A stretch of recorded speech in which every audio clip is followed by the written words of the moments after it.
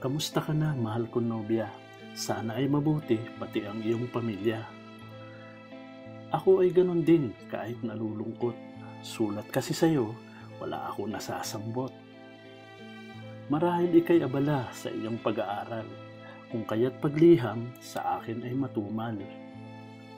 Ipagpaumanin mo sana ang aking pagtatampo, dalalang labis ng pagmamahal ko sa'yo.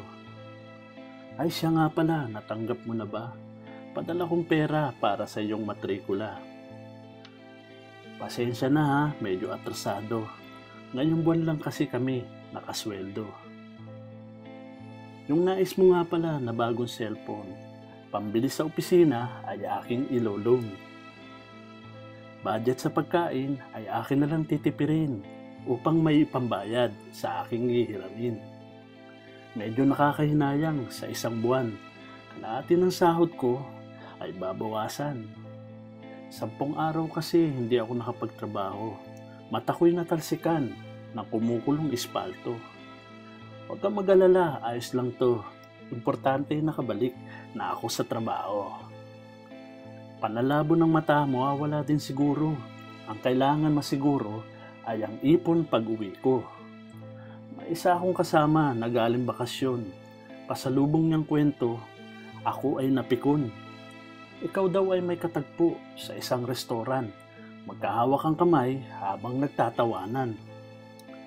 Ako'y di naniniwala na ikay magtataksil. Nakita niya'y iba, kamukha mo lang marahil. Naiinggit lamang sila sa aking kapalaran. Ubod kasi ng ganda ang aking kasintahan. Isang umaga, sulat ako'y nakatanggap. Galing sa'yo at ako'y parang nasa ulap. May halong tuwat ka ba na aking binuksan? Matay na papikit, luha ay nagpulasan.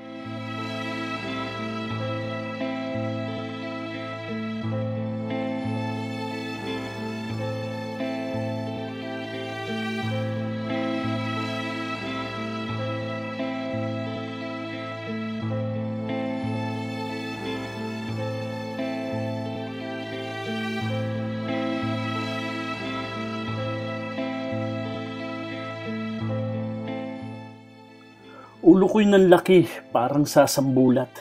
Liham kinayom sa magkabilang palad. Tengay nagpapanting, matay dumidilim. Bigla-bigla, umaga ko'y naging takip-silim. Agad nagisip na magpatiwakal. Kumuha ng lubid, kilos ko'y kritikal. Paalam Margarita ang aking usal. Ngunit takot sa Diyos pa rin ang umiral.